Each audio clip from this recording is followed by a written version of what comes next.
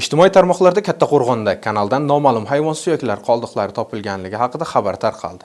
Sanepid qo'mita Samarqand viloyat boshqarmasi ishchi guruhi videoda qayd etilgan holatni borib o'rgandi. Ma'lum bo'lishicha, Kattaqo'rg'on tumani Shurak mahalla fuqarolar yig'ini hududidan oqib o'tuvchi Kattaqo'rg'on suv omboriga quyiladigan kanalda qayd etilgan holat ijtimoiy tarmoqlarda bundan bir necha oy avval ham keng muhokamalarga sabab bo'lgan. Joriy yilning 10-mart kuni kanalning Shurak mahallasidan oqib o'tuvchi qismidagi noma'lum suyak qoldiqlari topilgan. Shuningdek, holatga aloqador fuqarolarga nisbatan vakolatli organ xodimlari tomonidan tegishli choralar ko'rilgan. Sanepid qo'mita Samarqand viloyat boshqarmasi hamda Kattaqo'rg'on tuman bo'limi mutaxassislari tomonidan ham holat atroflicha o'rganilib chiqildi. O'rganish jarayonida kanaldan oqib o'tuvchi suvning turli nuqtalaridan tahlil namunalari olib, laboratoriya tekshiruviga yuborildi. Shu o'rinda fuqarolardan suvni iflos qilmasliklarini, suv inson hayotida muhim o'rin tutishini eslatib o'tmoqchimiz. O'zingiz va yaqinlaringiz salomatligiga befarq bo'lmang. Salomat bo'ling.